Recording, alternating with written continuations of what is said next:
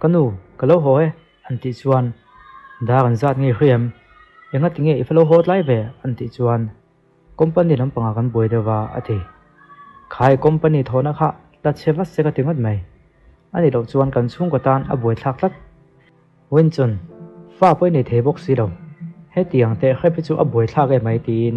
ano chunung olo tak chuan akalta zan lam lo ni chuan yan chun chu an pa bula chuan avakala kanu those kha enga ma ngai du chu o anti chuan kanu hian fa ka nei theilo ti hi khe chuak ta se entinge kan tiang ati nie fa in nei theilo ti khriat chu hon chuan kan in thlen nge nge yang ti na pasal hin a changa chuwang chuanin kanu chu khriat tik lo la ne mai ti na khri boka naktu ka hian meeting poimo tak mai kan nei dona wangin kamut manga ya chuwang chuan milo kha thiam don nia ti in an pa hi muturin a in siam ta dei maya yan chun hian kumsari chung chu kanin nei ta he kumsari kanin nei chung hian min hlat tel tel ni hian ka khria ka chunga engthil thlo nge thlengang o tin angai tu ani atu kholo war chuan yan chun chu a hna kal turin akan chuaka dokana chuan file pakhathi lo oma o ho hei chu yan sin a theng hilan hi kawa peteang lat lai lem lo boka ti in an pa petur chuan an office lama chuan avakalta an pa ro ma valu tur chu an tong ri a khia thil dang zong zong khatu da thwala in thena tur le kha kha lo bo se an che in chun nan hian kan in thlen vata ngai ni tia an thu sei chu a kheta tlat mai angai chu thalo khop maya lu po chu alut mai talawa ti chuan se ka tori pakha chuan kongka chlo hongin madam nangai lo tia in chun chu kan luta a pasal chuan kan thu sei song song khelo khrialo an ti chuan o khrie nga tinge ne zana te khan kanu thu sei chu enga tan ma ngai du su te ti vela ti na zot le ta o lungai ma na che nia kain bua sei rom kan mala muna hin in thlen pongai thu theya chumi tan sun kain bua se nga ya ma se in company ta na theito pi chuwa in company president ini chung hi chu kan in thlen garing chi alo chu wang chuan in na uluk taka in sorbing ngai ti na ni chu ti na lo chang de umaka chu ti lai chuan mei che pakha ta kon luta zaklo ang kan tak chuan a pasal chu kon panin yan si zanina hian hotela kan meeting nei na tur kha i khria ti ro thengil suang cho a kon tia ka khria lom company kan kal don nia ati ole ani chuan kalo vein siam nge tin heno hi a chuak ve le ha mai boka yan chun chu adin ren ta ka chuan a pasal yan si chuan enge ilo ti dona antia hei file hi thei nila anti chuan ka khia khoi enga tinge ka thil hi lo khoi le ringa zera ti na vin do tur maya ole a try ti bakin a chang lem lo ole yan chun chu a hnara ma chuan me pakhat nen tho ho na thung an lo sign me ka ti chuan in chivein din gu nang ne kan tho ho thei tur hi kalom hle mai an ti chuan yan chu tiang min ko ngai lo nia jin nan te min ko mai la a to kalom in mi pa hian changa ti chuan yan chun hian ole jin nan ani chuan ke ni ne na tho ho na i sign do wang hian lom thu kan khida che tin akhina agel ko chuan he kan company ta na a that na tur hian thei to ko chuangai ni he kan company hi atlak chiat hun huna ka pasal nen kan in thlen mai thei pok sia ti na ngai tu ani chuta jin nan hian zanin lama te ti tu ne ro chuan zan ri kan kil do do nam niang engai ngai dan tin azota milo khathiam te dam doin lama kal ka ngai tlat mai ati ale pe ka kan eidun me nia ti in yan chun chuan akal santa dam doin lama chuan yan chun chuan doctor hena an MTR na report chu kengin doctor chuan kha nawi ti tlak nu khan naw pilot hena chance nangma hian a har sata khop maya chuwang chuan nawi pai thei to lo mai thei ni tia khit lai te chu angai tuwa ending he mo khati don le tiang ai to lai tak chuan a pasal nu anu kha nam doina chuan a kon kal vel hol mai chu muin rang takin abirong hala enge mo kanu chu kon ti don le tin angai chu thazan lo in lama chuan yan chun chuan tun ma a pasal nuina a hau lai vel ta chu angai to chuaka ka fa pa nen hin thren mai teu ka fa pa hian fanei theilo nu puya nei ti hi khrelang chuan a ma khan in thren de to tu hi nia ati lai te kanu min kha thiam bo hun min pelela ti chuan fa chu ka nei the mai the sin ati lai de chu angai to chuaka kini chung ko hian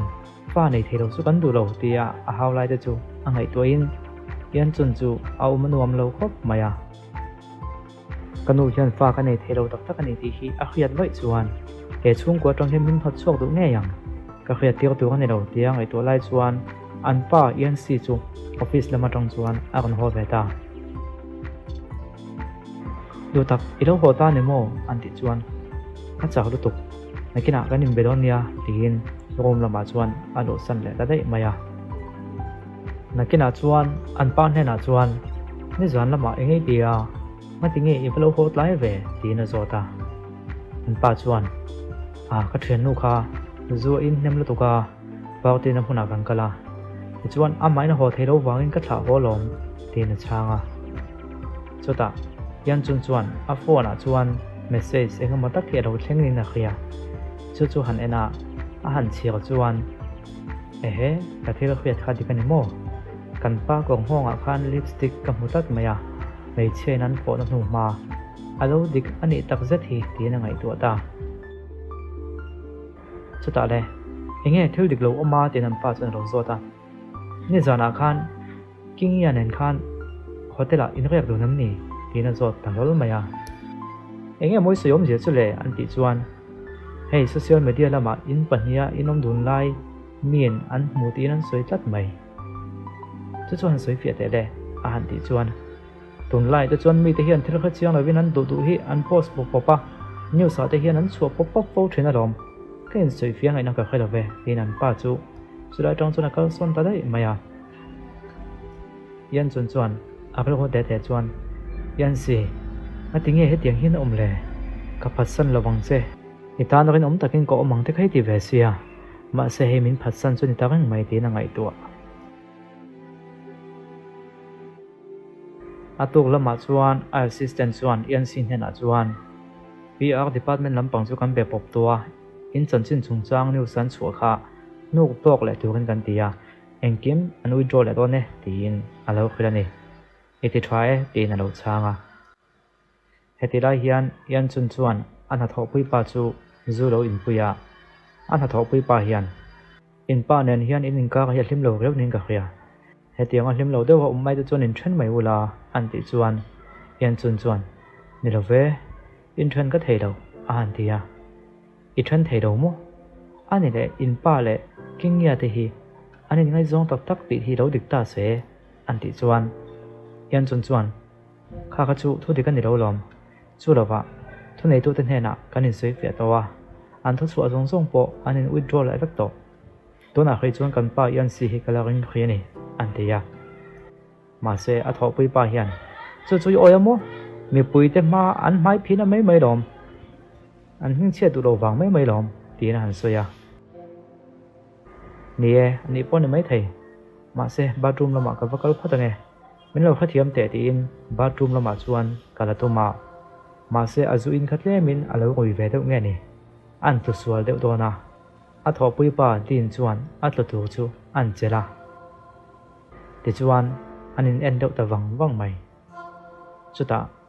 yan chun hian min lo khathiam te tin kala han tum lai tak chuan a pasal yan si chu a kon lang ta hlol mai en thil nge thling ta a tin a kon thin rem vio maya in lama chuna khoi huwa roma chuan khoi lutin khuma chuan an nam thluwa thin rem tak chuan yan chu nang hian min ren om lo sanamo an ti chuan ka ren om lo san che em ni thil thlang long zong khai mu ve vek lo em ni ti in yan chu chuan a changa chuta a pasal yan si chuan thin rem tak chuan khoma chuan a han nem beta ti chuan atu ka lo nei chuan an ni nu pa hi khoma mu du nin an lo lang le ta lol mai ni zan lama khan eng thil nge thleng kan ti chuan min tha te yan si ingai da nang khan ni lo ti na in soi fia ma se a pasal hian ente moi soya ka thlang chemo ke hian ka khoi lo wang chemo i pasal ka nia ke ma lo hian tu ma nang khoi thei lo jok che lom an tia ma se yan chun hian nang ma zokin min phasan ani nang hian ngai zong dang min nei san ani kha engkem ka kha ve ka lom an ti chuan yan si chuan ne zan lam chung sang bok moi buina chu ma ne zan na thil thleng kha aum zia kan khol fiang che tin a hmuya chuna fop ta ti chuan chu ni zan lam thil thleng kha alo ni ta ni yan si po chu amut na tong chuan a gon ha ka ve ta khuma tong chuan a thowa thom no ha pon lama chuan a chuak ta an pa kal nu chuan yan chu po chu a tho ve le ta an chung ko chuan tuk thuan an eya tuk thuan an ei lai chuan a pasal nu hian kan chung ko hian kum sari chung chu i gon loi ve ta heti chung hian engma thulom om kala khelo tuna chunga gai lo te a thulom om ka khrevat lo nei chuan ka soi tuang khan in thenula a thozo khang atia ma se pasal yan si hian kanu enga tinge chu tiang chu i soi ve chi a chu lova yan chu nen hian kan kumala no panga fa nei turin alaman mo thlak le nem tin lo san ve ya khong eta kimelo kha thiam te company lama ka kalwa tangai tin a thong hal boka anu po chu atong sun zom ta lem lo heti lai hian yan chu po chu office lama an ha chung chang alo boi ve khop mai an tho pui tu te le tin an company na amomo dam do yan zon lai chan chin te chu zongin midang lo be boi me ka naktuk lama meeting om do na chumi tan chu ni lo impo se don nia tin an lo khel pa ole ati lai chuan a assistant chu ka wan tlan lo ta kapi thulom om lo tak mai a thleng tlat mai kan company na kan tho pui te kha anin nok dok thut maya tuna hian kan paisa tam tak kan chan ani a kon ti chuak ta hol mai chu thu khe chuan yan chu a thong khop maya in thil moi soya an ti chuan tuna hian kan financial director po a na tong na banga sum le pai lama hang san tam tak kan to kani he tiang ani chuan kan hnuaya hospital te po kan ti top mai anga yang ti na kan soita yan chu a bing te muya nge he tiang hian kan tla thei lawang kan tla chian ni chuan yan sin hen hian kan in thlen pha mai yang ani thei lo ti na ngai tuwa chuta assistant hena chuan he new si tu ma hena lo khil chuang o lo zep tla dang che tin a khida ole ka pi ti na changa yan chuan ho tu lu zong te ko khom la meeting poi mo tak mai conference ma nei khala ngai ni chu an ti chuan ole ka pi ka va ko nge ti in pon lama chuna chuak ta yan chu a ro ha khop mai lekin deuh chuan pon lama yan si chuan anu pui chu alo ngak me ka yan chu an ha tong chuan a kon chuak ve ta a kon chuak che chu yan si chuan inga tingi iwai emem ve a tin alo pen hala ehe minong ha ke lo tin a changa a tingi he ta te lo kala an ti chuan i company tan chuan e hun zong chu i pen ne so le mai mo a han ti chuan yan chu hian ni e he company hi ka pai na en kol le ha ta ka lo be to kha ne ya chu wang chuan ke pon the patop chuak en kol angai lom an ti chuan yan si hian a chang ji to lem lova ole eng poni se naktu ka hianin chung ko choi khom kan nei dona in puila ma kha nei dona chumi tan chu leim bo seng che o tin a kal san ta a yan si bial nu khan yan chu thingpui in tu kana soma ngati nge thingpui in tu ka min som chua an ti chuan henu hian yan chu thupoi mo tak mai khep tu che kana ya song chung kwa tang son no chua ilani don tho thowa chu wang chuan tu na tang hian loin bo si lok sa mai la an ti chuan inge ni suyom je chu atia king ya chuan paper pakhat hian thora he mole yan sia fa ka pa ya yoi lo chuan hei report zong po om veke tin nawa paina lekha chu a ron phau chuak ta chu lekha chu mu chuan ian chu a phu chiang kheng mai chu ta henu hian tuna hian fing taka an in I chua san hunani ani lo chuan an mau chu hun thleng don tho che nia tin a khil boka ma se ian chun hian he paper a report in zia ka wang mai hian I chu sei zong chu ko oi mal vek ang mo chu tiang mai a bum ol sam kan nei nem an tia king ya hian a thai ka thu sei oi du do chuan ti vak nei nom lo ma se he ka khirang se thil hi a ko top thak thlenga to ai chuan lo in bo se lok sa hi a tha zer ania chumi ni wanga he thu khil che kan nia ti na khila yan chu chuan a thu khre chu angai tu le ta a oma nuam lova heti lai hian tuem mo chuan an ron phone a yan chu damdoi na local vatte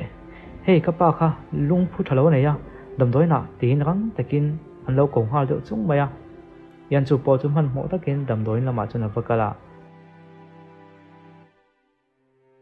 apa chu khoma chun lo muin ka pa eng thil nge thlenga ni kho khelo vini omem ni an ti chuan apa chuan eng vak ni lo ve kan company boina kan to kan ti te ka lo khria sum le pa ya kan tla hiam na cha hle ti ka lo khria heng te hi ngati nge a tran ti ko khan mi na khil lo wa kalaka hian thil je pi nei nin ka khria an ti chuan ka pa poi ka ti khop mai ati hei hetianga kan company beitu hi ke chong ka khria long chu wang chom police ne na pok report to a nang ma thiam lo eng ma om lo nia company chon mel ma kan nei thuina hetiang be na te chu kan tok ve fo thuina rom tin a fanu chon ne ma in lama chuan NC chuan anu pui chu rong ha kin alo kho ha ka ti to khop mai anu pui lo ho chu lung oi lo se chuan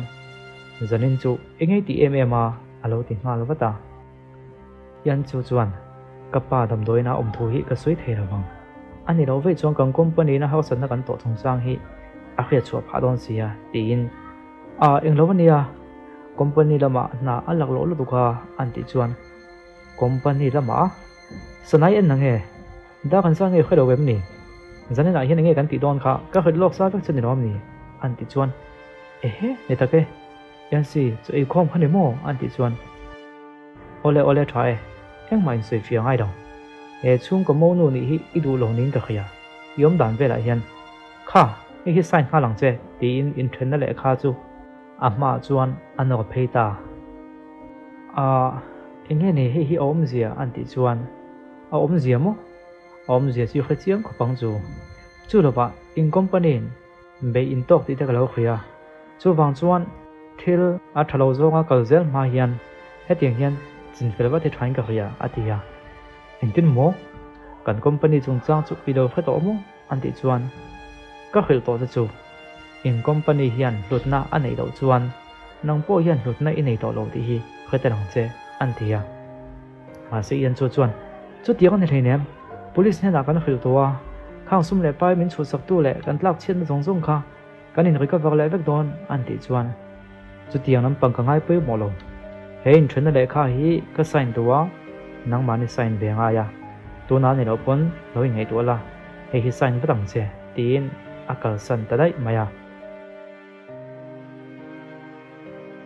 yan chun chuan an tinge ka tiang tin akhira hai khop mai atu ka chuan yan chun office kal to chu office ko ta chuan mi pakhat hian signboard kengin akal na tu ka chuan alo danga tungai nia helai hmuna hian tungai om tir chia an ti chuan he tlangwal hian milo ti boilo me te tin a changa chata yan chun chuan tungai moi ni chu le tin a phone chu phonga police call tom lai tak chuan he pa hian milo ti boi su ka ti kha tin anam chon ta dor mai ti chuan a tho pui pa din khan hunglama tangin alo chel beta helai post tak lo teng tu pa hian tu tinge moi ni le nga tinge kha tianga milo ti boya an ti chuan din chuan helai tren hin kal ngal wa tro ani lo chen chak lo viawang atita chutia ti ta ka chuan chulaya lo umpa po chu akal ve mai boka din chuan in chung lama chuan hruaya yan chuan tui pek pa chuan min chana wang khan kalom lu tukania ati ni e he company hem boina to kani ti te kalo khria in pa ta ne nain tron ho chuan chin fel thei ta po ani kal voi se pui khop mai che atia ani chuan min trom pui ga ring chia raw ati engwangin mo anti chuan song company an tlak niam lai khan kapa chuan ani nen hian in nei turin min ti duya tuna ke ni kan tla chevele ta chi ata chuwang chuan kapa ina achunga thil ti te kha ka ngai tu le thian min trom pui du hi kam lo ni atita chuta din hian ani te chuan yen chu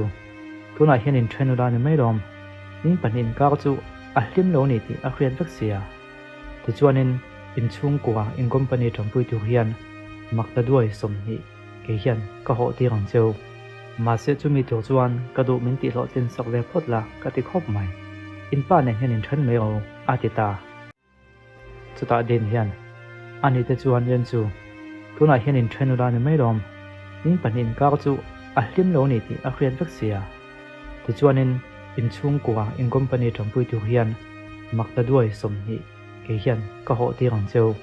ma se chu mi to chuan ka du min ti lo tin sak le phot la ka ti khop mai in pa ne hian in than me o atita yan chu in lama chu na ba hoa an ina chuan kingia kha alo leng chu ni in anu chuan yan chu he thu dik hi hun rai tak chung ka hne nai lo je pa ne mo kingia hi kan ina lo kal lo sirang chuan he thu hi ka khre om top si dawa kingia hian yan si fa apai ni chuwang chuan ani hi kan chung ko mo nu tur dik tak chu ni ti chuan nang ve chu helai tang hian ni chuang ha langa yang ati tamaya ti chuan anu chuan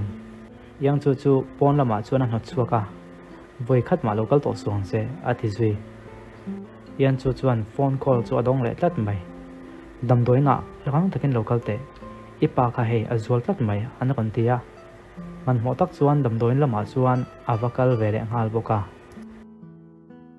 heti ra hian dam doin lama chuan an company hnuai na thok lung oi lo then khat ho chu lokalin khang poisa in bazong zong khatuna himen plan ngal ko tin an lo thring na sa khop maya yan chu lokalin ma tinge mo do theina in nei lo le kapa hi dam lo ni hi helai huna tong hian kal ngal ko an ti chuan an zinga pakhat chuan ni thum chu kun kan hak tong cheu chu ti huna chuan kan hlo min pe thei lo ni chuan kan lo let lenga kan thil ti tur chu ana sa to viawang tin anin thira film ve mai boka chu ti an kal tak no chuan yan chu apa bula chum wakal nain kapa I try an tia apa chuan boi he company hi hun gai tak chung kalo chel din do nia chuwang chuan tuna po hian I hum hi mangai ni tin alo khila kapa ni e ka khrialom lungai ma ta che sum le pai tho chua dan tur ka ngai tuanga kan company tlak chiat na hi kan chiat len na tur ni don hau lo ka chan chuak le em ang ati ole a try ti chuan I pasal yan sinen in kol thawla he company hi khai chuak le nge ang cheu o tia a soi zon ho chuan a pa chu a chat thatarang mai nilo ka pa hakte tin a kova ma se a pa chuan a thi santa yan chu a pasal office a chum vakalin za po don lovin song yan si ka tu soi tiu hai khong ai takin min ngai thak sakte kum sari chung kan nin nei towa chumi wangtal po chuan ka chunga za ngai la kan company wen company hi min trompui kan ngai ni atita yan si chuan apoi khop mai chu ka ti thei tlat lo tin alo chang ta mak maya chu lawa kum sari chung kanom duna wang khan ka trompui na hi I phu ti na ni chuang theinem nga tinge thil hi I khria thiam thei tlat lo le kan hena tong hian trompui na engma om thei lo an ti chuan yan chuan in ti pau khawin ani le in thani du ti kha in thani du chuan kan company hi min trompui la in thani le kha ke man kalo sign ve don nia ti na soita chuta a pasal chuan ani mo wen company tang chuan engkim ti I huwa mani mo an ti ya yan chuan kan in thren khai du ni rom ni tin asoi ma se pasal hian in thren hi ka du ani hleinem ka thil du zok tak chu nang hi khom takin omla ka du ni ngun de bin ngai thate eng thil polo thleng se ka thin huwa poni se in company hi chu ka trampui don lo chu ka thutluk na ni atita he company tlak chheta wang hian inon ne na tu ka hial don ni pon poi ti na ka nei lo tin a pasal chuan a khil ta ka chuan yan chu chuan ole thwa e ka kha thiam e ani chuan nak tu ka thunei tu te ma lo kal la kanin nei na thung chang chu kan ching fel don nia tin in thren adu thu chu a khila pon lama chuan a chua san ta he de lai hian kingia khan na chen dewa tlangwal pakhat office ko ta lo om hne na kham poisa pein khale hemi mang hian ti tu dik tak chu tira ti chuan i tho that viawa i ti tha viawa ni chuan kha ai tampo ha kala pek bel mai thei chenia ati he tlangwal hian ti fu a interview maya ti chuan atu ka lo ne ya he tlangwal hian yan chu chu a office local to chu alo u ma dingte lan cha su nung chang tha takai om ani chuan i chunga zangai na kalan ti rang ma se chu tiangai om lo ani vai chuan kut ka thak se ni pon mindem thei rawang atia ma se yan chu chu pon hung na chuna lon sanga milo kal nei chu tin chu building atanga zon thak tum ni om tak chuan noi lam chu an hoi thla chuta a phone chu phorin a pasal chu vakola a pasal la chuan phone an la nga la ka soi du zong zong chu kan soi to ha in hena heng ma soi du kan nei to lo tin phone chu met thile nga mak maya chutia tong po tong ve ma a pasal na phone a me top le mak ta ka chuan in chong chung atanga zon thak mai chu atum rel ko ta a pasal berin he in company tlak chheda wang hen thi pui dom po ni la ka tam pui don chong lo chu ka du ba chu khom takai om hi ni tia a soi lai te chu a ngai tua ti chuan le a on te roi roya a zuang thata ni na lang heti lai hian ENC office lama chuan an assistant localin kapu chanchin thak du om lo tak mai a thleng tlat mai in nu kha an hathona company building chunga tangin a zuang thlatlat mai a ron ti ta chu thu khriat chuan ENC chuan intim moi soya tin a ron ding chuak ve ta hlol maya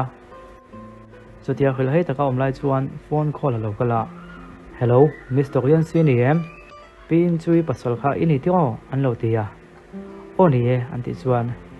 heta hospital lama tangin nia city people hospital lama rang takin i local thengem inu pui wang hi ron boi pui thengem tin an lo philta chu thu khriat chuan yan si po chu azoi ve dok nok maya ti chuan dam doin lama chuna vakala anu pui wang awa mu chuan a ma dewa a thil soi hein company tlak cheta wang hen lo thi pha po ni don mala ka trampui don chuang lo cheu tia soi lai te kha angai tu le ta a thin lung chuana a in chi ve khop mai chu ti lai chuan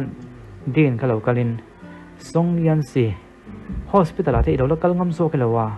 inu pui thi chuna hen nang hen mo phona lian tak nei sin khatiang khan thin lung na mel tak ten le milo chang ve la e va zak lo ve tuna chuan inu pui yan chu chu a thi to ti khan ni lung oi to em an tia ma se yan si yan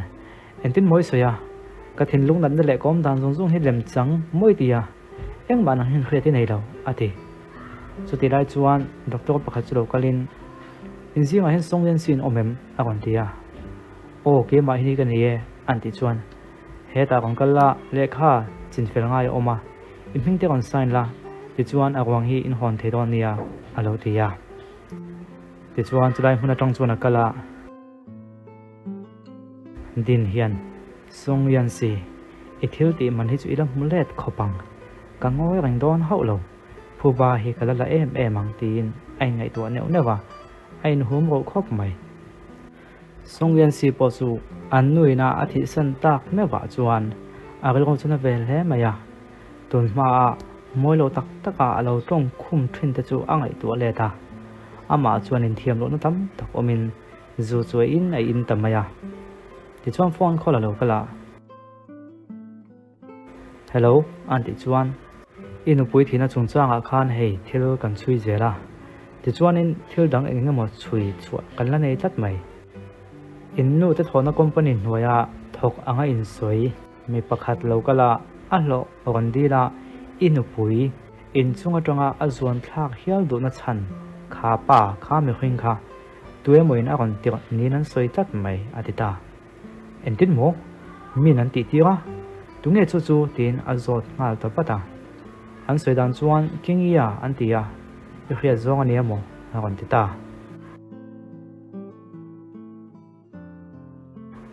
nakin deuh chuan office lama kingia chuan ngai damadil na sakhop mai yan si khoi ta ke min ngai dam ko ka ti suala ni atita kingia ithil ti hi poizi khuyam wen chung kwa hian ithil ti wang hian an chiat puisin ithil ti poizi hi i khathiam phalo ni chuan entikai mo chunila khathiam em ang tin chulai hmun atang chuan akal san ta dai maya chuta pon lama chuakin assistant hena chuan police station lama khoi halang cheu atita in lama chuan yan chu chuan an nu pathalak chu a han ena wen yan chu nga tinge mo heti hen ko om tat le kalo mangai rang che emoni zok le tin angai tua tu khachu khum pakhata hian yan chu chu aron ha chuak lol mai ehe enge niom zia kan company office building atang khan ka zuang thlai mo ka tia ma se ka thilo ni mo tia ngai to lai tak chuan mak tak mai in yan si chu kan kala kha yon tho chuak thei to mo tin alo bia inat na te po he dam tran to ni hi idam lo po om to lo ve enge ni thil dik lo omem anti chuan ai engma dik lo om lem lo ve tin yan chu chuna changa ani chuan han identify la hanin phi hakla tok chuan kan edun don nia kanu puna kha ka to che nia alo ti yan chu chuan enge ni om zia re yan si hi ma tinge fel tak le khatiang khan min tingai si lova ko om dana hi dik lo top mai ti na ngai tua ti chuan tok chuan e tok chuan an vakala anu chuan nga tinge i va khai ve itelo chuan tok chuan pokan e thei to lo ni hi mole an ti chuan yan si hian kanu nga tinge khatiang khan ni ti vak zera ni zan lama yan chu hi dam lova khathiam be ta che atia kumle chu in nei tua fa in nei thu engma min khal the bok si ro en tinge ka lung oi thenga anti chuan yan chu chuan a roin ehe kumle chu mo kanin nei ya kum sari chunga kanin nei to sia om zia chu kum thum liam ta khan ka valet le ti na ni mo hun a let le ti na ni mo tin thilom dan chu a khathiam ta hun kal to a let le ni ti hrein chu chu na ngai tu na ti boi dawa apasal le anu in biak na po chu angai tu na chu na lu thlei thei lo engen soi ti po chu khriat anei mu mal lo ani chuta yan si chuan yan chu nen hian kan kum lo no panga chu wang chuan fan ei lam han mo thlak le nem i man mo thei da tu ka ti na no chu lo khrit me ka anu chuan chu tiang ro ngot hen nem nang nei pani hi company tan nain thokain boi ranga he tiang en om rang chuan entika ma fa hi in nei man don lo song chung kwa ti hian ani hi kan loi lo ta fa anei thei bok si lo ani po an thona abuai em maya chu wang chuan fan nei lovin in om kum khwa mai tu ania in ngai to chiang teu atia yan chu chuan tun ma dewa anu an la kha a kha chuaka i company hi ne boi rang mai in company hi tla chia se ti chuan fa nei ula chu chu poi mo jok company in tia fa nei in ngai sok man lo fa nei hi poi mo ber ti kha ta cheu nang ma ni thang dol tu cheu in nei bat lo chuan nakin lo ka in tha la chak don lo ania tin anuina a hau lai te chu a kha chuaka ti chuan ngai to le zela king ye hena enga tinge helai huna min kawa ati lai te king ye chuan yan si fa ka pa ya chu wang chuan chung ko tang hian no chua ini va don chu mi thlen ma chuan nang ma jok lo in thiar filim la thang ati lai te chu kha chuaka tin chu mai ne rovin a pasalin in company tlak chhe da wanga lo thi don poni la poiti na eng ma ka nei lo tia a soi lai te kha angai tu le ta khang thil thleng zong zong kha a thlen non lo na turin yan chu chu ai ngai tu hak ta chuta a kon tong chuak ve ta ngai tu le ve ta chu tun ma khan kan chung kwa wang chu nei lo se song company hi ma na khan atla chedai tong chu ma se ka pa khan a champui chewa enga tinge he ding hian ka chunga in ti le sia inom dan hi chu adik lo deuh lo mo te na kon tong chuak ve ta engponi se he tianga kala ka in lung oi lo ni te chuan nak tu ka thu nei tu te lama kan kalanga te chuan kan in then thei tho lom kan in then anga te chuan eng ki ma fel ni mai ati ta chutia soita ka chuan yan si chuan lung oi lo mel tak chuan kha kan nu hi chu tin anu pui kal ta chu ba zuya yan si chuan yan chu lo ding te kan nu thu soite kha chu inga ta mangai tu su fan ite chu lam han mo thlak le nem ke ma po kalam han mo le nem an ti chuan song yan si chu tiang lam pang ani lo engkim ka khria lom ka pa ina ati du che wanga ke hi nu pui ta na min nei nia tuna chuan in chung ko po in lo ro thling ve le ta kan chung koi ma mo na po eng ma to lova nang ma ni nin ding lai thei to wa chu wang chuan kan in zom khe ka tul le hi a le to love ti na sei chuak ta a khum khim khang kan in nei hun chung zong kha mangai na wanga in nei kan ni lova chu wang chuan in train la trying ka khia kan in train anga in kim hi a fel le mayang tin akal santa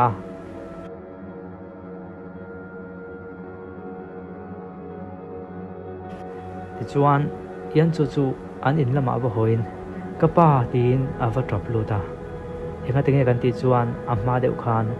apa ina thi dona he company hi lo chan hi mangse khongai takin hunrai tak chung ka lo tho ha to na kha alo thlonin om ti ko suang che o tia a thi san lai kha angai to chua ka ni chutia apa bula avatlana apa avakwa chuan apa chu a khil hai view maya enga tinge monere ti na ngai tu ma se yan chu chuan tuna chuan kapa hi kan company tlak chhe da wangin a thi tu ka ni lo kapa lungphu thalo a thi chan kha kan company tlak chhe wang ne sia tin an company atlak chhe lo na tu chuan ama le ma chu ain fui thara apa chuan matinge thil dik lo omem nia yan sinen in how de mem ni an ti chuan chu tiang ma thling lo ati ani chuan in thil nge nia ati kapa yan sinen hin in thren tai la poi tiam ati chuak ta hlol mai apa chuan in thren chung changa enga te te thut nge an ti chuan a ke man in thren he ka du ni ati awamak ve song yan si hi i mangai thin hle khani sia tuna eng thil nge thleng ta a an ti chuan yan chu chuan a tuna chuan ka mangai to lo ni ka du to lo te na changa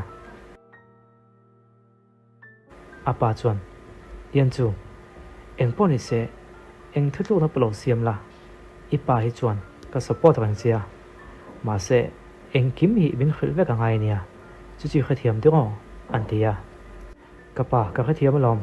min support awangin ka lome ti na chang boka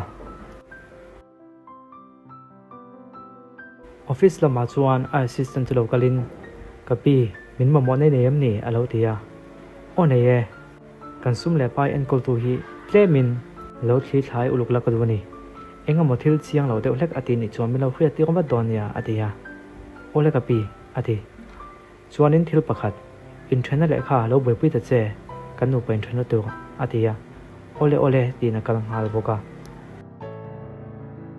chuta agal go chuan kan na thil thleng rap thak tak mai kha ka ton non le ro na turin pathian in hun kan chang dang min pelea kum thum kalta min le tir lea chu wang chuan khang thil thleng ti kha ka thlen non tir to tu ka ni lo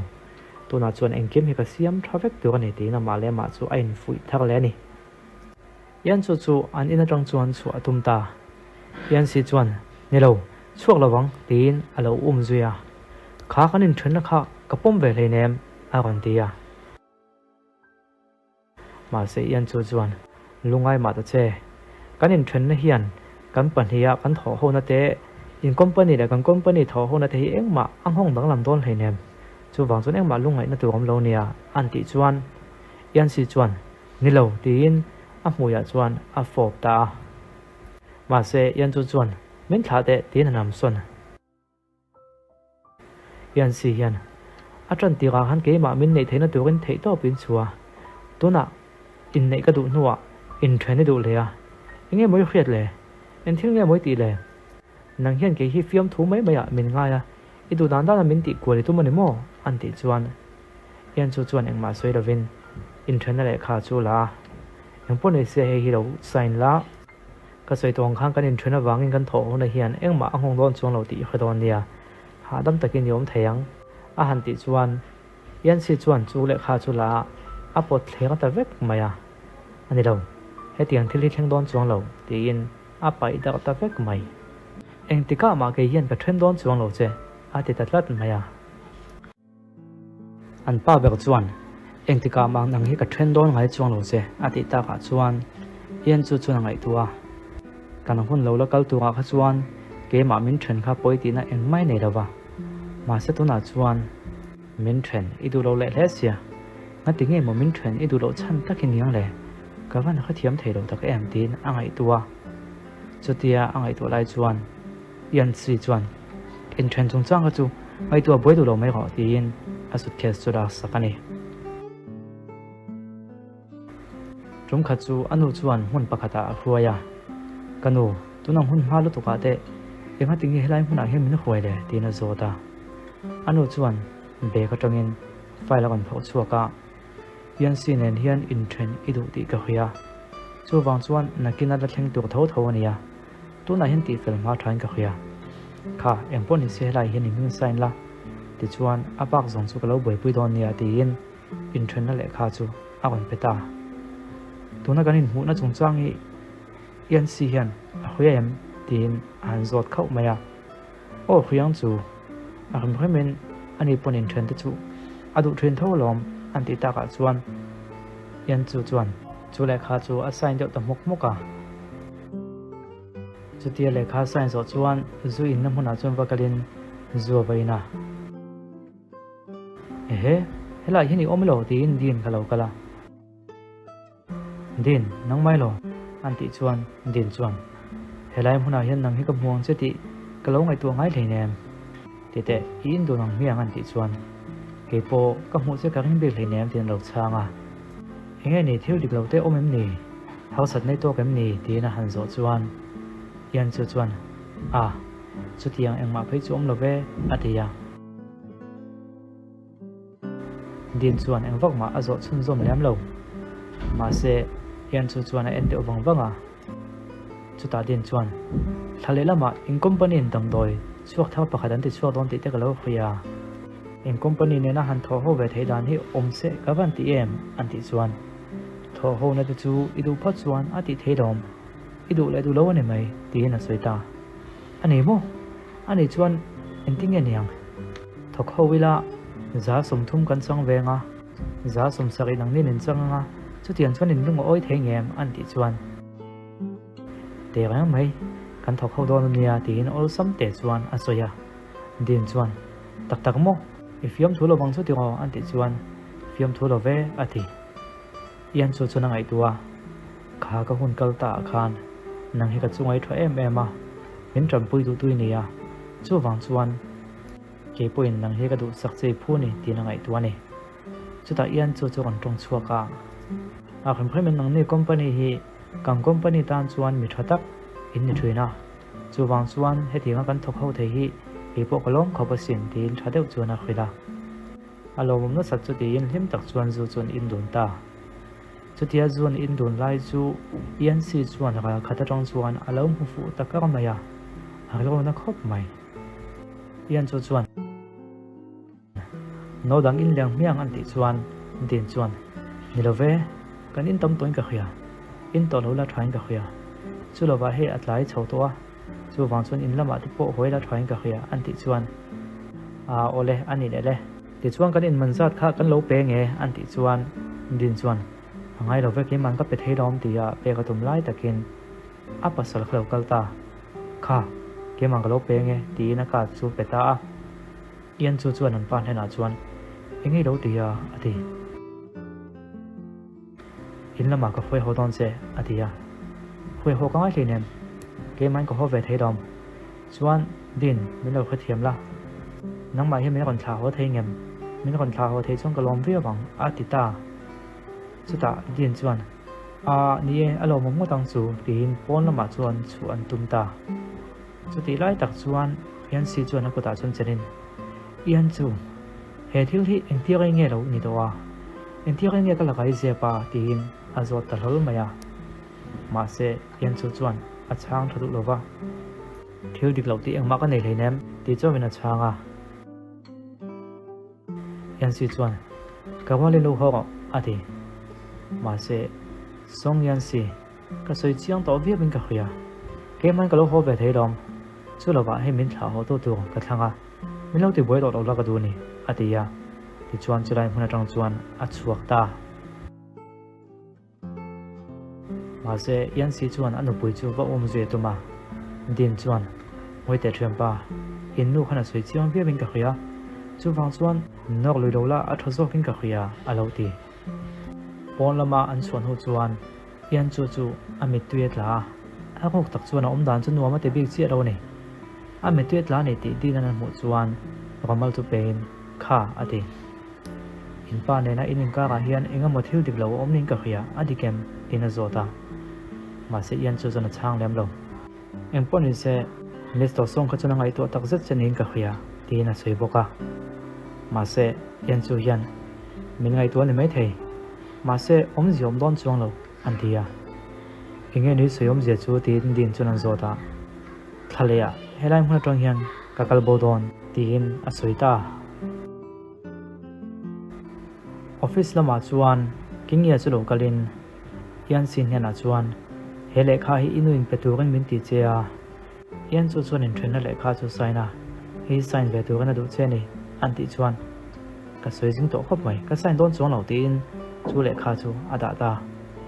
kingia chuan enga tinge in thren chui du lova chu lova ani nen hian ti duina in nei ni lom ni idu wang wai nei pui ni lo kha alo ti ya song chung ko chu hei in lo thot ling le ta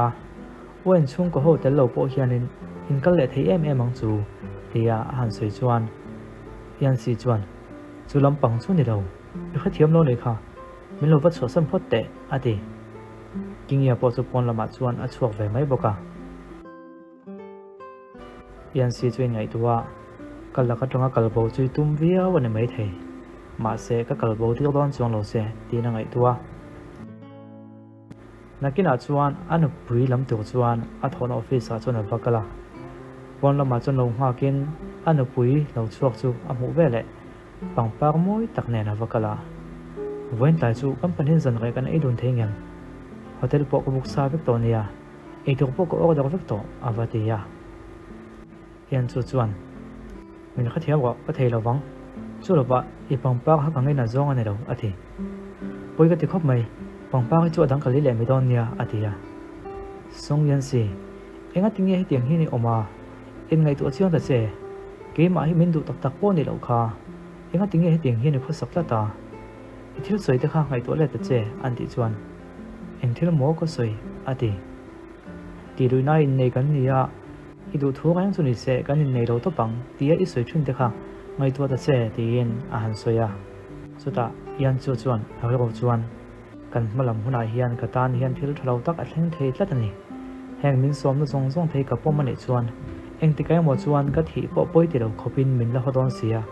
chu wang chuan company hian kan om tun a kan thei lo ni ti na ngai to ne ba chuta yan si chu kon tong chuak ve le ni khang thil te kha ka lo soi pal ani mai thei ma se to te po hian thil kan ti sual theya chu wang chuan khang ka thil soi wang khan min ngai dam la ka thil soi kha min theng hel sak la ka du ni chans dang min pele la ka du ni an ti chuan yan chu chuan I chiang amo ani de han ngai to te in company hi lot la chevek ta se trampui dirin ko office a local ta la ke chuan lo trampui du lo cheira ti khan I omum khan om mai te I thi ni pampoi ti na engma ka nei lo ka trampui don chuang lo che tin chang ta cheira tu nang hian ke ma min du na le min mangai na hi ila nei chu wangem tina zot ta khau maya yan si chu na chan main akal san ta dai mai yan si chu zu in na huna chung kalin zu chu ina ai ngei tua anu pui na thu soi in company hi lo ta chia se trampui din local tala ma se ke chuan lo trampui du lovin i thi po poi ti lo tai la chu ti chung chuan min la mangai thengem tia soi ta chungai tu le tin inge moi thil soi om zia chu le ti na kha thiam lo khop mai nakina chuan phone call lo kala ma se ala pai lo a met to pa ma se an ron phone chen ta ka chuan alata hello kapu inu pui en thatu hne atang khan report kan dong chia inu pui chu tuna hin airport na ma kala mun hla taka zina tu mani nge yang an ti chuan rang takin yan si chu chulai mun atang chuan akal ngala hetela hian airport na ma chuan yan chu po chu jin po tu ren alo om mek to ma se phone call adonga hello enge ni ta an ti chuan yan si hian jin bo don ti hi a kha chuak tlat mai nang ma kon ti ding tu chein a kon zui chia ma se kalkong la kha accident a van doi thak takin tunai hian damdoi na omin an zai mek ani rang takin lo le leng che ti ani man mo tak chuan yan chu po chu damdoi lama chuan a le le ta damdoi na va then chuan kanu yan si chen tin nge oma tin avakala ma se anu chuan nang nu hi lo la lang ngam lo nang hi kan tan an che ni ti na ma ya chuan a ron beng zui ta i kho sak dan a thlak lu tuk wang chu ni lo sang chuan ka fa pa yan si hian zuwa in lo to panga heti an thil po hi thleng lo tok tu ania heng thil zong zong hinang ma wang vek ani an ti chuan king ya po chuan ni e yan chu yan si hi kal san i du ni rom ni ani chuan tun hi kal san na hun ram chang takani tu man kan dang lawang che alo ti ve boka anu hian ka fa pa yan si chunga hin thil thalawa thleng ani be chuan nang hi kangai dam to hau lawang che alo ti bok king ya chuan kanute in beng dai ro he nu hi chu na kina zirlai kan la zir to don nia tuna tan chuan yan si him ne hi poi mo be alo ti anu chuan ka thau thong em ni king ya nang i lo om hlo hi chu ka van nei ta kem an ti ya ni e kanute thei top chuin yan si chu kan en kol don alom an ti ya a tha e nang ma ang lo takin heng lai mai chia lak lo ma ni chung ko pong ai sak lo le ma ni chung pu ta na hak san thlenang chi chu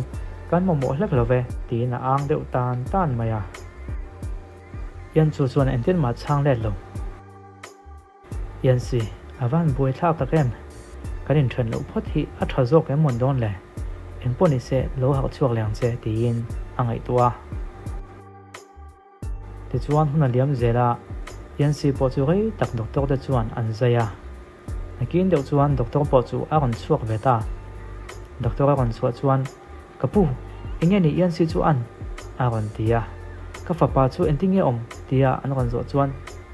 helai huna hian yan chu ti hming puin om hem tin doctor chuan a ron soya o kapu ge ma hi kania ti na lo soi a kan dam lo hi adin mun a khil khop maya imhing an ram maya chu wang chuan alo ha huna nang hi lo omla ka du khop maya an ti chuan anu chuan yan chu a thu soi chi khrem doctor soi chi khre to chang da che an lo ti vata chu ta yan chu chuan ole ka lo om don nia alo ha chu ve le ka lo omang ati ta nge ni kingia le yan sinu chuan yan chu chu tia om verang chu an ngai dan ani lo khop maya ma se ti thei vak om bok si lo an zai zo hun hak chuan pon lama chuan an lo om deuh tlok maya naki na deuh chuan doctor po chu kan chuak ve le ta doctor enge an a thatu em tin an lo zot le vata a he kan dam lo hian alulama ha san na lian tham tak mai atoka a khiat na te po a hlo mai theya kan chiang che lo ni e tin a soita chu vele an survive chuan a hong na ta khop maya entinge kan ti ta rang an ti heti lai hian in chung lama chuan yan si chuan yan chu hming chu alo la lam oi maya chuta anu le king ya chu kang takin an vat lang lu ta yan si I tha mo I lo hau ta mo an vati chuta le yan si chuan nang ni hi tu ting in nia ha kon ti ta hu mai khoi ange yan chun hi a han ti chuan awa han buai thak then tak enga tinge ma chui la zon tu ta an ti ya yan si chuan lungoi te tungei nia ma tinge ka tiang khan min ti vela ti na changa ke hi min khala vem ni inu ka ni hi yan si a han ti ya ma se yan si chu alu ron haya yan chu khoi ange tin yan chu bok chu a ko le doctor va ko vat me tiang doctor kha tin anu le king ya chu doctor ko tu chuan an kal ta zo ka nakina chun doctor chu lokalin an en vela tuna khui chuan kan dam lo hi ala chak lo em ya chu wang chuan ha dam taka a hi ngai ni dam lo hi lo timang ang lo hula ha dam taka lo siam in tum don ya ati king ya chuan kanute yan chu nen chuan kan dun tir thei don em ni nimin lama po kalbo san tumin airport lama akala ni kha chunga wanga heng thil hi thlenga ni kha anti chuan anu chuan a phone chu on phara tuai ma tak chu a call ta heti lai hian yan chu zin bo lo tum le me ka apa chuan he khopui chho san chu itum tak mo a tron tir te tong khan ka thu hi oi lang chuan a tha tur hi nia yan si I mangai tlat thina idu zong hi chu ti puitlin ka du thina wangin kain nei tir ta chewa ma se tu na chuan ka thu soi dik che kha I khia to ka rin ti na khila kapa ka khathiam lom tu na chuan min ngai to su engkim ka khathiam to e ka va kalange nangpo nalama vale le to atiya ti chuan yan chu kho pui chho san to chuan akalta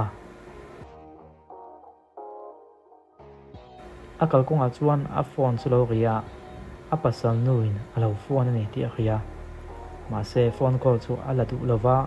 a met to pa phone la ma chung kalin chu kho pui atang chuan a thok chuak ta wang ani ma se yan si bula chuan alo le tat eng wanga kan ti chuan khatia thona lampang apan lai khan phone call adonga yan si chuan amamo che ni imminga lam rang mai khongai takin damdoin lama local te ti phone call adona wangin damdoin lama chuan avalet le ania chutia ai en wang lai chuan yan si chu alo hakta yan chu nangero tia akan tron chuata ka chuan yan chu chun rang takin doctor hena ka wakalange tin tho mai han tuma ma se yan si chuan abana chuan alo chera chuta yan chu an thuwa ponte chu a han sin thatira khoyama ka kaldon leinem doctor ka ba ko don lom atinge ka ti hlau thon anti chuan yan si chuan yan chu kam mangai che ni tina kon soi chuak ta lol mai chuan yan si chu kon tho chuaka yan chu theile chuan a kon kuwa yan chu kan he nei soi ka khya chu ramdanga izin don ti khania ina tinge ramdanga chon jini tuma enge chan min khol theingem tin a han zo zuya yan chu hian ngoi te chumi ka soi ma chuan enge ngei la khriat han soi chin te ain dot te in tin azot le ta zoka ti chuan yan si chuna ngai to wanga ka thil khriat ho chu lem takin kumli chung chu kanin nei to phot maya chuan ni gai lo te liam ta khan in hau deuh na chu kan nei ngai maya ti chuan I thuam no te pek tha a ramdanga izin dei tu thu te min khira ma se ka on zui che a chuta chuan ka on zui na ma che ka accident ta a ba ko zong chu engma khriat ka nei to lo ni tina soita chuta le yan chu chuan to nei khriat ang na chuan company chuan nu pahlim tak kan liangin ingai tina demo a han tia oni kan nu pa chuan kan hlim lo bem ni tin a kon zota yan si hian ka khriat dan chuan nu pahlim tak kan ni thrin kha ni sia atia ma se yan chu hian yu khriat dan chuan chu tiang chu ni heinem ani na taka chuan kan hlim lem lo ni atia chu lova ke hi idu be kan ni ngai lova ti du na mangi min ne mai lom ati lai chuan king yan chu alo thleng ve sia ma se yan si hian herai mun hi nge yon ti ve do na ti na lo fok de pop pop maya a hei isu du zong kalo siam sak sia anti chuan herai mun atang hian chuak ngal ro ati tamai king ya chuan khol hei tak chuan yan si ati nge antia yan chu chuan king ya lo khathiam mai te a fiat na hi ala nei le pam kim thei dawa lo vakal san phot mai ta che alung ni ro zong in dalola yan si hi trampui ka tum me ka ni hi heti ang din huna hi chuan agal ko ti ha zol hi atul lo ve tin alo khida ti chuan yan si chuan rang takin doktor chu kong hala doktor chuan nge ni ya alo ti chuan helai nu hi helai mun atang hinkal se ka du ni ati ngal deuh ton maya doktor po chuan thian nu kan dam lo hi kan la en kol angai sia chu wang chuan a soyang chuan ilo pa chuak mai thei ngem ati ta ka chuan kingya po chu engma soi lovin a chuak ve ta yan chu po chuan I in tur tui ka wangai venange o ka wakalange tin ani po chu pon lama chuan a chuak ta pon lama chuan kingya khan alo kova ehe ilo lo omolo anti chuan yan chu chiang takin ka khonang che yan si dam lo hi ram changa ila ni ve chuan I chak lo viawang atia chuta yan chu chuan chiang takin kan khol ve zo hong che yan si nen hian nu pa kan ni I khelo wem ni engwang nge ram chan na chu ko lak te lo lang nu pa kan ni sa lom nang ma zo kin ram chan na lak chui tum ni lo mo ma se ka khidang che ton din huna chuan nang ma ni lovin ke ma che hi min ngai tu atlat tin chulai mun atang chuan akal san ve hala kin deuh chuan yan si po chu akon tha chuak chho ve le ta thil engam hi zona neya engi zona tin yan chu chu lo kala englo mole zungpun kha kanin ne zungpun kha khoyang nge om hei ka bun mi alawa atinge ka zon ho zo lo le tin a han zong le de vut vuta yan chu chuan in ne zungpun te chu iti bo de to lom kanin ne no de lok khang kan ti bo wa ki pun ka ti bo ve tho lom yo khe to lo ne mai thei tin a kheda chutia soita ka chuan yan si chuan amma tho soi nu palim takan ni ngai lawa kanin how fo thina tia soi kha kha chuaka chungte wang chuan ne nga tia ngai to lai chuan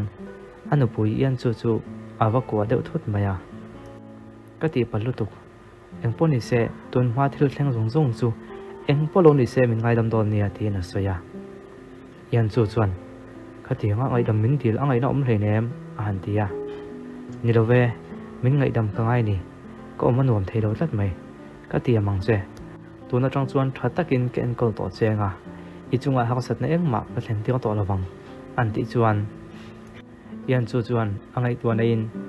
song yan si tun ma pon ka laka thil tam taki tiam po thuina tuna idam lo wanga I thu tiam hi ko oi pha don chuang em moni le tin angai tua nakina chuan yan chu chu anna kal tuin aron chuaka apasal yan si chuan hei I tong kalo siam sak chia I lok thengem antia ma se yan chu chuan min khathiam don ya office lama ka mayang ka man lo tat tin pon lama chuan a chua san ta dai maya yan si chuan soiwak tu ka khelo office lama chuan din nen khan in muin director gu khanin kan nalama offer thatak mai huwa tin an panhi chuan na chungchang chu an soiduna chotia na chungchang an soidun lai chuan yan si kha akon thleng ve le ta lol mai an panhia a han mudun chuan angai chu a thachi alo angoi de uwan wana yan chu zok chuan enga tinge helai te lo kala engi ron ti don an ti chuan yan si chuan akut chuan chelin lunch e pui tur chen kalo kala ti in ni sang chuan han bia yan chu chuan ani chu mole ma se he director gu tenen kan pathumin thil ti tuk poi mo tak mai kan lo nei a ti na soya yan si chuan an di chu e po ka tel ve thei tho lom ka lo tel ve chuan poi in ti lem lo bang chu ti ro ti na han soya chuta din chu kon tong chuakin a min lo kha thiam la i tel ve chu akan tat lo ti na lo tong chuak ta hlol mai ma se yan si chu an zinga chuan a tel ve ta thawa thilan e ho la ya an dan vela tong chuan yan si chuan din chu aring hlal tan ta chuta din chuan yan chu hianin he thil hi a i theilowa chu wangin lak son sak katum mai nia engma ngai that lo na tu kom lo ni o a han ti chuan yan chu chuan a heng te chu ka i thei to lom khatianga in kan hlel phana na man ai chuan kan ei me nge ti in a ei lui ta zo ka chuti ai tak nu po chuan abula mi pa te pani chu anin mel de uwan van ta ka chuan engma thil dik lo om lo nia chu wang chuan in ei tuk te kha i veula e zo wa tengu ati ta ka chuan din le yan si te po chuan an thil ei tuk chuan ei chun som ve a anei zon hu chuan yan chu office lama kang takina leta athil e a logji thana tur nam doi chu ai ngal pata he tianga ko om je na ngai chuanin a boi thak do ani tin a ngai to lai tak chuan abula chuan yan si chu a kon kala yan si mu thut ta ka chuan e he ilo omalo engei kon ti do na an ti ta ka chuan a yan chu poi ka thi khop mai voina ko om dana wang kha min ngai tom do nia ha ka sat na ka siam chenin ka khriani alo tia ani mo chu i kha thiam ti na ni mo an tia ni e ka kha thiam alom he ti nga ka lo ti boi che wang hian i om dana tongin nuam mi ti che ro ni ti ka kha theya chu wang chuan ni danga chuanin he tiang hian ka lo om to lo wang min ngai tom do nia a han tia chuan hei dam doi ka lo le sak che hei hi e la an ti chuan a ka van lom ve ma se ka lo e zo che to a ti chuta yan si chuan yan chu engkim min khel theinia kala ka hin engma zep angai lo nia tun ma thil lo theng to zong te kha khami mang khan min te to lo la khatiang thil ka chu entika ma a thleng don to lo tuna tang chuan thata king ken ko don to che ni a han thia chuta song yan si nang hi ka ring zo tak tak thei don che mo ni le a ron ti chuak ta o min ring theiang a tia ole ani chuan abula tangin bul kan tran thale don nia ti in yan chu amit tui a ron na ma chu tiang taka apasal achunga a that ta ka chuan a in sum zo to big lova song yan si tun tum chu ka che sual to em lawang chu mo ti na ngai tu pa ta apasal ne na bul tran thatu chuan thutluk na asiam ta ani zan lama chuan yan chu a chawe ma wangin thutlenga chuan alo mu thua chu yan si chuan a muin rom lama chuan a pom lut ta a khuma chuan zoimon chuan a han muta chuti amot tak no chuan yan chu a ron meng chuaka song yan si chuan a muya popin zan hun nom tak mai chun mangade atu galo ni chuan yan si po chu office a omle towa kingya kha kon kala enge ni ta anti chuan yan si yan chu hian adu tak tak che ani mi lo ni o a kon ti a chan chu ani hian i company hi ram changa la ka duwa a company na a that pui theina turin chumia wang chon lema chang mai lom a han ti chuan yan si chuan a to ke a bak soi ngai to lo ati ma se yan si yu khai to lo vem ni tun ma thil thleng zong te kha a mo se thin em che kha a han ti chuan engmo enge seom je chu a han ti ya ti chuan tun ma thil thleng chu a sei chuak ta wen chung kwa chuan song chung kwa chu an tampui dan zong te ma se chu tampui na mana chuan wen chung ko phan ho chu ama ne na anin nei lui ti tan zong te chu a han sei chuaka chu wang chuan ani hian aza tak lo che a thun hnuaya ada du wang mai che he tinga om hi ni khang zong kha yu khe to lo vem ni tin kingya chuan a sei chuak ta vek maya chu ta yan su chuan chung thil zong zong chu khoi tang ngei ria ta ati ka khian ni nem ki ma nge in ka mitin ka mu lom dot ka soi nia ingai ni tla chuan du le kanu te po zot la ani khan chiang takin a khil theyang che atia yan si chuan a to ke soi du dang ni to lo ni chuan helai mun tong hi nikal thei toang tin chulai mun atong chuan akal tir ta chulai mun atong a akal no chuan kingya chuan akal chuan ian chu ani thin lung le du hian eng man wa nge i man pe khelawa eng trick polo hai la kala le le don ani ti hi khayang che tin ain hum go ve khop mai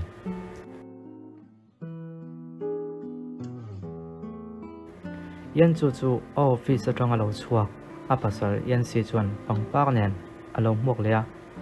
ilo umgai to em anti chuan umgai lo ve tiro chun thiri eng miang tin an kal le ta heti lai yan king ya chuan yan si nun hena chuan kanu te yan si hena chuan sei tu min ti zong zong kha ka soi vek to a ma se ka thu soi kha oi lo tha se en ting he kan tiang ati lungai ma ta che ka fa pa te hi chu ka kha chiang ve rom chu ti anga i soi vek to chuan a tha chu ama rin hlel na alo omanga chu chuan en ti kai mo chuan thodik zon chu du na ala nei tiang nge nge yang ati king ya chuan a that na sa chu tin anga i chu a tha ve le mai boka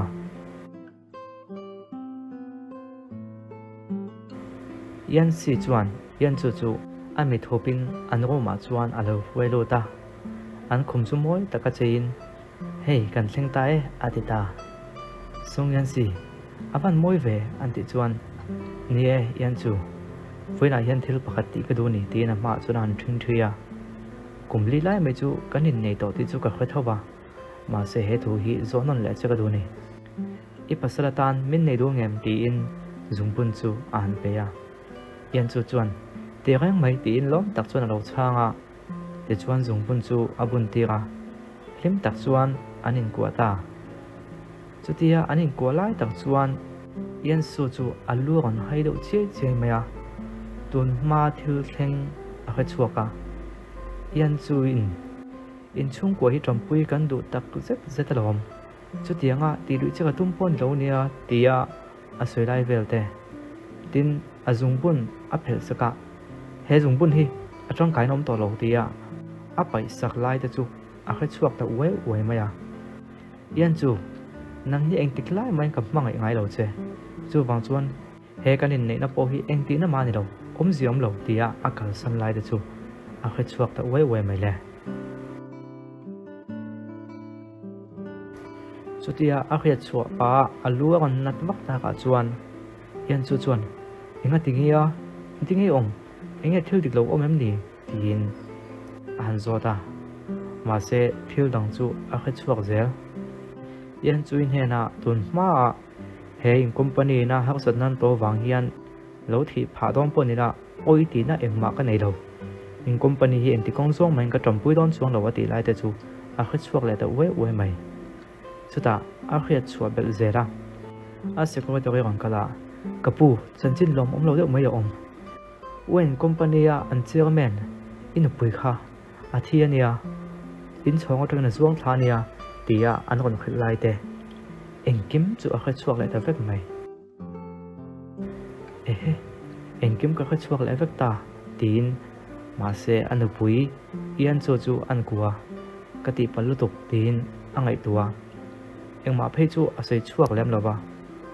ian chu na om tan chu adik lo nei ti hrein entingi oma han sei te tin a han zot non leya enting bak ma om love ka tha e hun kal to thil te ka ngai to chuak le oya ma se chu tianga poi mo engma om lem lo nia ti na soya chuta ian si chuan a ro chuan tun ma thil thleng to zong zong kha to na chung ka khoi ta ma se khang thil te kha ka thlen non ti to tu ka ni lo to na hian siam that na hun tha ka nei ya chu wang chuan khatiang ang kan lim lo na zong zong kha ka thlen non ti to lo wang tin angai to na chun oma chuti rai chuan ian chu chuan ole I tha nei chuan na lom om chu ka ngai to man che lom han ti ya ian si chuan nak tuk lama ipa wat lo ve da thang atita engti mo nga tinge ka pa chu kan tlonga an ti chuan ipa nena soi tu tam tak ka nei tlat ati ole a tha chu kanin bua senga na tuk lama chuan kan vakal don nia tin ol sam te chuan ian chu chuan a soya atu kalo nei chuan anu pa chuan ian chu pa te na chuan an vakala kapa i thwa em tin thil pek te chun vakenga o in lo tlo ne mo thil pek lo ken te ngai khel hei nem tin a pa chuan alo changa chuta ian si chuan anu pui ne la chuan chu kalama vakala ei tu te lo bo se sakla te ngo kapa nen hian kan loin be ve nge tin ole a thwa e ma singa tinge ka khwet lo tu thil te suin tu mem ni tin a zota chu tiang lam chu ni lo ve a lo vakal phot te tin chu kalama chuan a tiang pheita te chuan ian si chu ian chu pa bula chuan a va thu na ya inge ni soi du nei em ni an ti chuan tun tuma ka thil sei tu hi ka soi lo ni chuan ka ri ko a hian a om renga chu wang chuan sei chu ka do ni atita inge ni ta an ti chuan an company lama apa phia ko tu te ama ngai na lem lo tu te zong zong chu a frit ta apa chuan e ani mo tun ma pona ko king ka lo khato thina ma se ni tak tak po ka lo ring ngai lo wa chu mi te chu chin fel wa tangai ni chu tin an malam huna an tlak chiat theina tur zong zong yan sian aku ka lo khriat zong zong chu a khil ta vek maya te chuan yan chu pa hian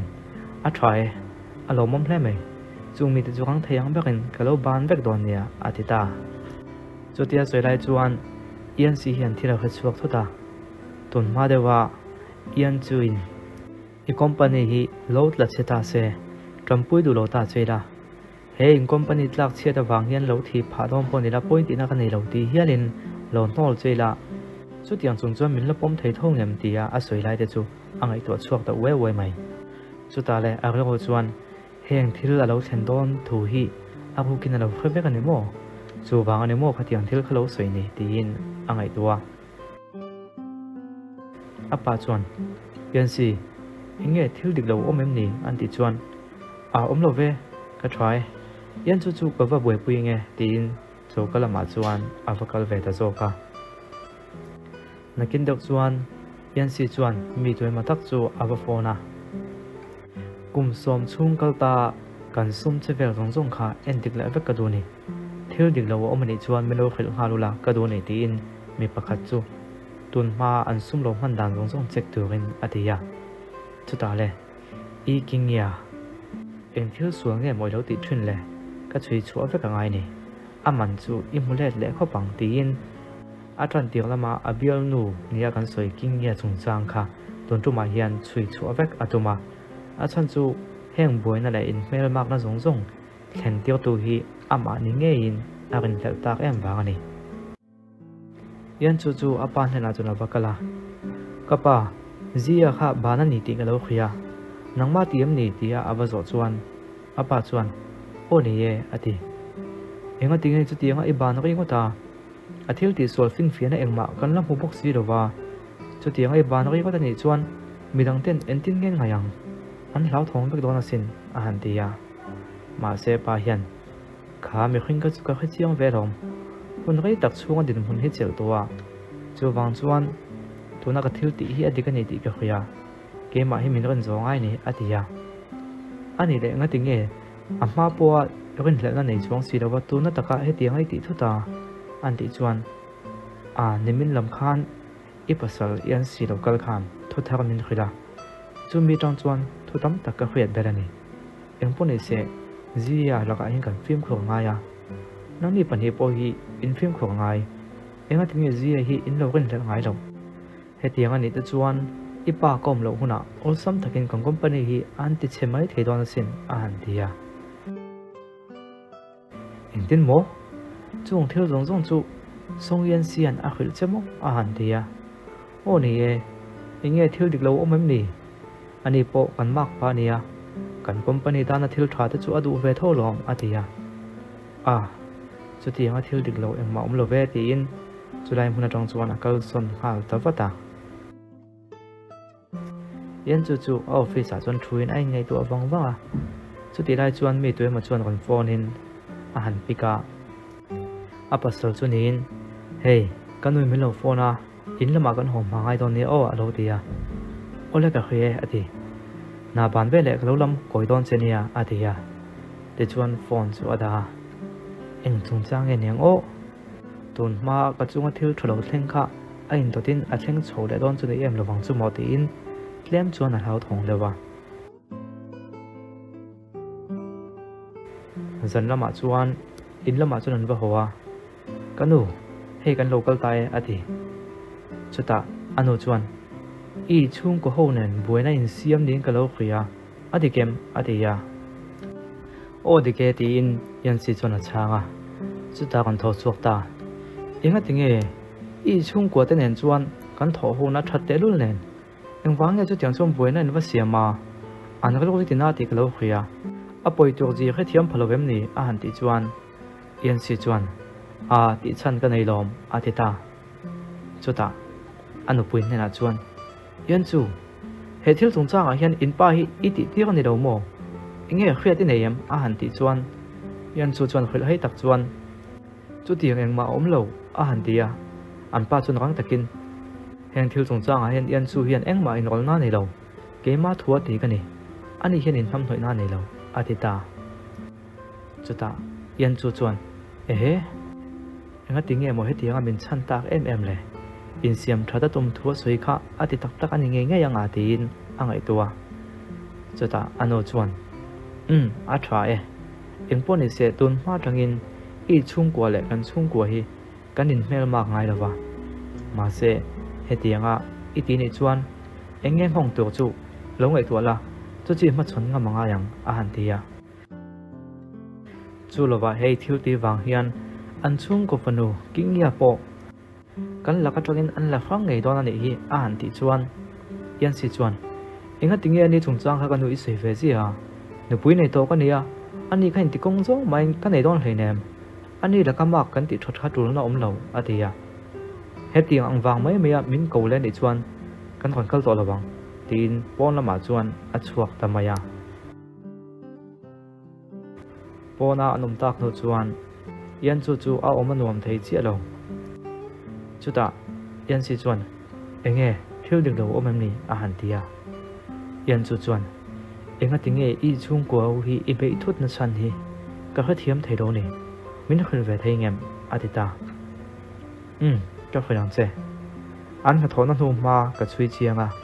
contract lem manga sum tam tak an po du dan te chung te chu ka chui chuak vek to ni chu wang chuan an ni hi kan company ta na mitra ani lawa hetiang kan om ti ko zel chuan kan company hian kan la chet phui don kan la mual phau pui don ani athia chumi wang chu chuan em ni tin chik zok chuan han zot chiang le o ni e thil dang eng ma om hleinem chumi wang chu lom ati yan chu chuan ha lo in ka lo ngai to na sama ma deu ni mo i king ya ha ka thi ka ni ti a khria ta wangin kha tha wang ho mo ko ti dona ma se alo ni chi alo ni mo ti na ngai to heti lai hian in lama chuan yan chu chu khuma mui nen ngai to le ngut ngut maya chutia ai ngai to ngut ngut lai chuan yan si chu lo kalin enge thil dik lo om em ni alo ti ai engma thil dik lo om lem lo ka chaw dewa chu wang ani an ti chuan ani chu mu ha dam mala a that chu tin ani po chu khuma chuan a ron mo ve ta a tuk lama chuan garage muna yan chu a kal lai chuan nung lama tong chuan mi pakhat lo kalin a maya ron hupa ni kho khelo chuan a siam ta mun pakhatan khuaya chuta chuan an phuak beta chuti lai chuan kingya kha a ron lang lol mai tal du chu kema phuak ni kha ka phuak het lutuk ital chuak bon chung lo lo ti yan chu chuan kingya nang mai lo enga tinge tiang hian ti a ti na zota he tianga ka ti chan mo nang len hian he kho vela hian kan dun thei do ni hi atia chuta yan chu chuan kingya ithil ti hi kha chiang in ro bo na ni hi a khei salian ania atia ani chuan enge soidu dang la nei han soi zela antia ithil ti hi ngai to chiang ro mi pa pakhata wang mai in dani bo chia em malam hun zong zong iti chevek theisin tin a han khida chuta mi pa pakhat wang mo mi pa pakhat wang ni rawin nang ma wang zo ka nei hi nang hi om lo lang chuan ka pasal tu zo ka nei dei tuang ma se nang ma wang hian ka pasal tu nge nge po ka nei thei lo pha heng thil zong zong hi nang ma wang ani hi ati heti lai hian office lama chuan assistant pakhat chu lo kalin kapu inu pui kha mi nan ro bo thlat mai atia enga tu te nge ni a han ti chuan tu nai hianin kan chui me ka tan chin kan khre pe la kan lo khirang che a han ti chuan yan si chu thong ha la anu pui chui tu chuan ani po chu kalang hal wata heti lai hian king ya chuan yan chu chu alo rek beta eng po nei se thlamuang takhan omla i hun top chu a thleng don ta atia yan chu chuan i thil ti dik lo te wangin in chung kuain har sat nin tok me ka ma se tu nei thil ti lai wang hian har sat na lian zo ka in nuk lut theinia atia chu tiang thil te ti sei ve nga melo ti na maya chuan han be nga chu ta yan chu chuan tu na chuan eng wangin nge yan si hian nang ma hi ti chia ta tu che ka khathiam ta an tia yan chu nang hian thi i hlau lo tak tak ani mo ati lai tak chuan yan si chu an thleng ve ta du tok te alo te ya song yan si he nu hi idu tak zet mo ti na lo so ya king ya enga tinge he tiang hian ti ya ani kha kal tiang hal te a han ti chuan king ya chuan a chem te ken lai chu a hawng a chuna tina local nai to su i local nai le chong ka zai hal ne mai ati ta song yan si chuan anu pui chan atum na lama chuan in hliam pha king ya ko chu tlan bo ta dei maya chuta yan chu chuan ni lo iti thei lo dam doi na kan foi chenga tu kham pham mang che an ti chuan yan chu car accident atang khan pathian in hun thra min pelea kanin ka siam that thein tu ma se to pa chuan kan dun thei don talo ni hi ti in a soi chuak ta dam doi lama chuan rang te kan khuaya yan chu chuan pon lama lo nga kin doctor lo chu hun chu anga ka doctor lo chu tak nu chuan doctor enge an atia doctor chuan a hliam khatle min ana deuh hleka ama ko chu kan han en chianga nga adin hun dik tak chu nakina kan lo la sei le don nia tin ti chuan yan chu chu a chung lama chuan avaluta song yan si ro ala hak lo yan si lo hak le kham te thil tam tak siam that ngai la omania tin angena chutia soi lai chuan a kut chu kan ti che chuta yan chu chuan rang takin doctor chu ko hala doctor chuan an ending vela ole kan tam lo hi a khriat na thazam te ron thok chho le ya tun to kai lo te ya kon ha chu le mai han be seila ma se tle ma kan ha de wangai don ani an ti chuan doctor alo mom lo tu ke tin doctor po chu akal ve le ta hala ti chuan hun aliam zera yan chu chu yan simpla chuan om de chut maya a to pa chuan a kon ha ko chuak ve ta yan si I try em tin yan chu chuan an kuwa chuta yan si chu kon tong chuaka thele thelo chuan kon tho chuak boka tikhanin kanin rol tok che in ka khia a kon ti chuak ta yan chu chuan nilove nangma ina thi ka du ngai hlenem atia ma se yan si chuan I chunga ka kon lo put dan thrin zong zong tikha ka kha chuak la vek to wa kamini wang khan he tiang thil ka to hi aturan I hi khongai takin min ngai dam thei dong em an ti chuan yan chu chuan te rang mai ka ngai dam tak to che rom ka thin lungin nangma hi ka pom le vek to che rom an ti chuan alo mo me ani chuan kan dam chungin hlem takin kan om dun to don nia ti in am pani chuan anin kwa ta ani yan sinu chuan yan chun hena chuan nangma wangin ka fapain anun na chan tre pani ti te kalo khuya kham thil thleng zong zong kha nangma wang ani ti ka khriat nu hian khatiang thil kha a thleng to lo na turin ma la la ka du ni an ti chuan yan su chuan kanu poi ka ti khop mai khatiang thil kha chu a thleng to lawang an ti ya a khatianga thu pha choya ngai dam thil khan om ziom lo ani nen hin in thenala ti chuan in ka boina neu neu hian ama tin na lo bok nga chu chu ka du ni an ti chuan kanu chu tiang chu thleng don to hleinem malam huna yan si hidin mun lo ma ading to lawang ti ka tiama che ti na han soya ma se nu hian in pania in ne wang hian fa in la nei lo me pon rebin ka fa pa hi voyinga mazat din mun lo ma adin pha anon na achan trep a chu wang chon ke ma zo khian ka ngen che ni ka fa pa malam hun zera tan chiat na atolo nun tuk le yoi taka dam ve theinan nang hian kal san la ka ngen mai che ni ti in a khirani chumin ho chuan yan chu dam doina chuan avakal leya khoya nge kala tin alo zot bata khoya ma kal love kawa hoi thobeng me mai anti chuan ani mo thilo mum te mai ka khirang se kan pania honeymoon kan man na tu ka ti fel to sin ka dam that ve de kan kal don yo atia engten mo honeymoon mo anti chuan oni ye kan in nei tong khan chu tiang hun chu kan mang momal si lova kan jin du nang chu anti chuan yan chu chuan akuta chon cherin yan si uluk de win ngai tu ala chik takin han ngai tu te kan pania tun hi idu tak tak amo ti hin azot non la ta enga tinge chu min zuwa enge buena de vem ni anti chuan kanu win min pia ati ani mo enge soya tin azot mal vata kanu chuan in thren tu kan min du ni ati te ulo mai kan in thren lawang ati hal vata chu tiang lam pang ani lo kanu ya min pompui don lova kan malam huna buena aom zel don thau a han ti chuan lungai ma ta che ke ma hi ibula ko om tlat don alom company kan in support lat chuan kan malam huna eng ha ko chan na polo thleng se kan ma chon thayang atia chuta yan chu chuan ole atha chu lo ha dam la itu in tu ka bala ngai ti in chulai huna tong chuan a chuak le ta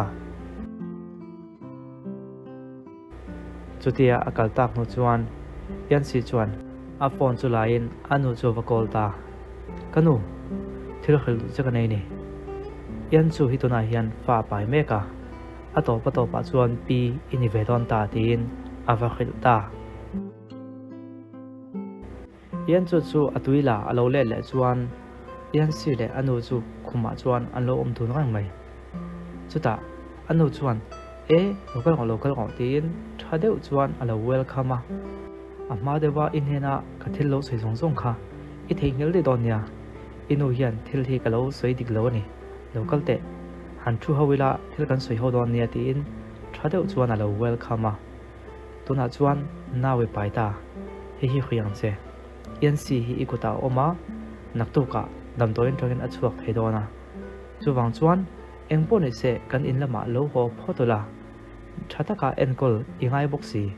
ka fapa aladam ko boxi chuwang chuan nang nawi pai to bok nen thatakin induat takin kan in enkol tlang don ya ati deu luam maya chuta yan chu chuan a khathiam lo yan si enge ni omzia an ti chuan kanu hena khan nawi pai thu ka soya nawi pai ni ti a khia chi khana hlim lu tuka khang house na de boina zong kha chu chin felina om vek mai rom atita atuk lama chuan in lama an om be theita a khuma chuan an pani chuan an thu do na enga tinge kanun hena khan do ti soi naw ka pai bok si rawa thu dika khia thuna entin nge niang atita yan si chuan lungai ma ta che kan pania kan tron tun te chuan a khedon leinem atita te chuan huna liam chela an be se de an rin nang nge in yan chu chuan nawa pai ni nge yang a wak deu that maya bathroom lama chuan avakala yan si po angai thokop mai bathroom atonga akon le la chuan hoi anga mom bidang nom vek le ti na hoi kol vela nakina chuan yan si chu ang takin akon tlan huwa kha tin ngai lo te sa chu alo le ya vain test te atita yan chu bathroom lama chuan kal le ta rai deuh tak anga no chuan akon chuaka agai le gai lo test na chu akon keng chuaka naw ka pa ye akon ti chuak ta yan si chu lom khop maya ole a to pa chuan nu le pa dik tak kan ni ve don ta fa kan ne don ta ti na soi ma se yan chu hian kan fa ma sa kha kan chiat to sia tunu mi po hi kan chiat le mayang ti ka law ni atia ma se yan si chuan lungai ma ta che tun tum chu kan chiat to lawang thatak le duat takin ken kol don to che rom tun mang khani don to hleinem tin a khoida nakina chuan yan chu le din te chu tho ho na thu thung an sai na kalo khre dan chu nawi pai ni ti te kalo khria adi kem kalom pui khop mai che adia ke pokalo me adi din chuan a ro chuan ke nen hen lo in tong ma sai dang chuan thil dang lam tu ania ti na ngai tua ma se eng ma soi chuak ta lem lo chuan chulai hmun atang chuan ani po chu akal ve le ta mai boka song yan si le yan chu te in ton dan alo langa yan chu chuan taxi ngakin yol kon phan mo tak chuan alo oma chu yan si chuan muin thenu ngati nge nia ti na ba zota kanu dam doi na oma khongai takin dam doi lama min khoi theingem ti na lo nge na yan si chuan ole local ko tin amato nga chuan ru ti nga nam doi nan va them chuan thempa kalom nu tu ke tin atlan nga la yan si chuan lokin tungei ming ka theingem ati kam hing chu yan chu ni ye chuan kalom nu tu ka nia ti in anu dam doi lama om hne na chuan atlan nga la hei hi an voi khat in mona nia anin mer khria tran dan ani nge ni ti chuan khamini tang khan yan chu hian yan si chu angai zong ta em maya apa hne na pasaratan nei adira ti chuan an company chopin apa chuna trompuya nupa anin siam chota kha ania ti chuan to na chuan anin ka bu wak po athata lim takin an nupa chuan anom ta a yan chu kidnap tu kingya pokha police in manin ani po aphu to khremna an peta ti chuan he thon thu hi alo top ta ani ole kan ram chan ve le thon thu dang kan ron ti chuak lenga thon thu dang lo chuak huna min lo en sak le vek turin kan som chowa channel member ni tan po thon thu dang ron chuak le va dona chuti huna chuna fulin in en leng hal zel thedon ti kha ka ron setel bokani e idu tok phatang Mimi online shop te chuan in tan thulom em mai kan ron thlen ta e skin analyzer vun check up na khol kan cha thleng ta rup mai training chuak thlap certificate nei thlap kan ni a kan rin tlak le bokani